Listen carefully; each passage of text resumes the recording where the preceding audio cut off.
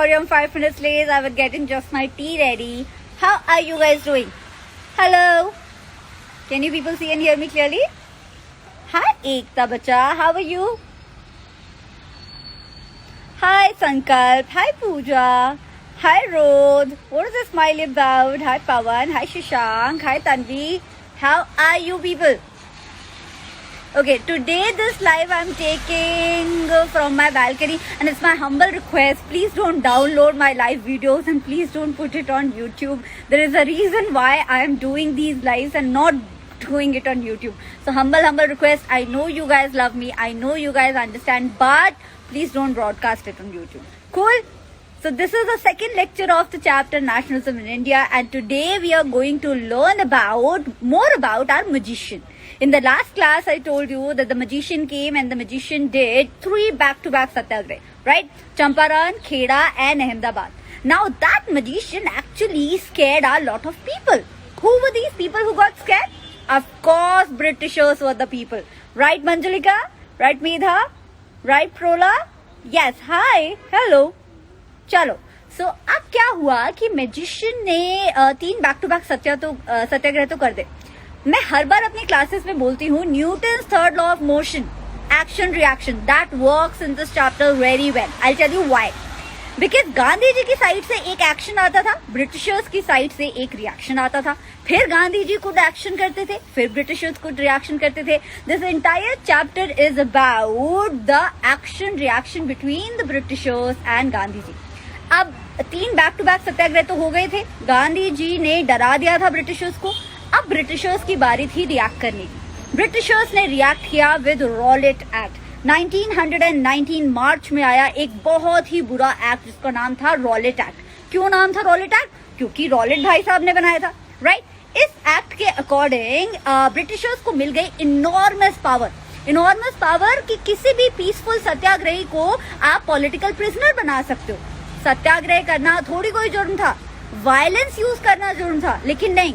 इस एक्ट के बाद, रॉलेट एक्ट के बाद, Britishers had the power to put anybody into the jail and not even provide with a proper trial of 2 years. मतलब जैसे normally होता है ना कि अगर आपने कोई क्राइम किया है या नहीं किया है, पुलिस आपको ले गई है, you will be going to the court would be deciding if you have done the crime और you haven't done the crime. ऐसा कोई सिस्टम नहीं था. अब ब्रिटिशर्स आपको सीधा जेल ले जाके सीधा पनिशमेंट दे सकते थे. सो ऑब्वियसली बच्चा गांधी जी रियलाइज की ये तो बहुत अनजस्ट हो रहा है ना मोहित? हाय साहिर, हाय महक, हाय प्रांजल. गांधी जी को पता चल गया कि ये तो बहुत गलत है और गांधी जी ने बोला हम इसके लिए आवाज उठाएंगे नेशन वाइड हड़ताल के रूप में.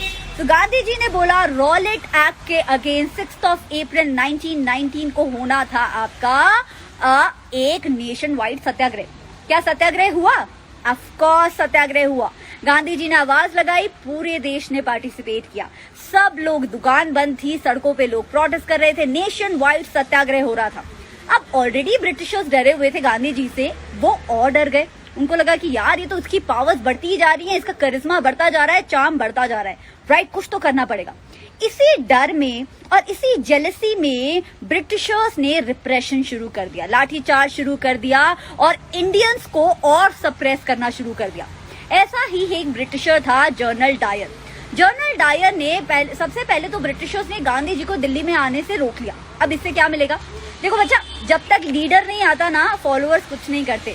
तो ब्रिटिशर्स को पता था कि अगर लीडर दिल्ली में नहीं आ पाएगा तो लोग जो इंडियंस हैं वो फॉलो नहीं कर पाएंगे, वो कुछ कर ही नहीं पाएंगे.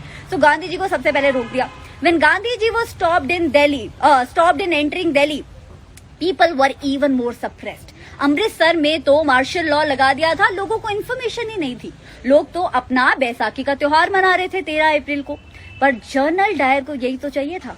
जनरल डायर वहां घुसा और जनरल डायर ने बोला कि ये तो इलीगल है, तुम लोग क्या कर रहे हो इधर, तुम लोग क्यों इकट्ठे हुए हो, मार्शल लॉ लग चुका है. और यही बोल के जनरल डायर ने हंड्रेड ऑफ पीसफुल इंडियंस पे गोली चला दी.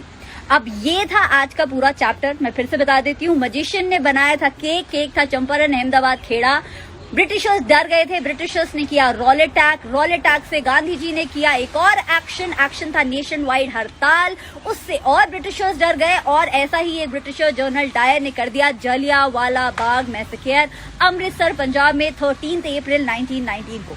इसके आगे की स्टोरी, खिलाफत इशू क्या था, नॉन कोऑपरेशन क्या था, मैं आपको नेक्स्ट राउंड में बताऊंगी. I am so sorry, I am making small videos because I have ordered a tripod stand for my phone. थोड़े दिनों में आ जाएगा. जब आ जाएगा तो मैं अपने हैंड को फ्री रख के वीडियो बना पाऊंगी. Till then thank you so much. Hi Jiya, hi Vartika. चलो एक छोटा सा क्विज हो जाए क्या? क्विज करे पूजा, महक, क्विज करते, क्विज. ओके, सो पहला क्विज क्वेश्चन है कि जलियांवाला बाग मैसेकर कहां पे हुआ था? सिटी का नाम बता दो मुझे. चलो स्टेट का नाम भी बता दोगे तो चलेगा. कहां हुआ था जलियांवाला बाग मैसेकर?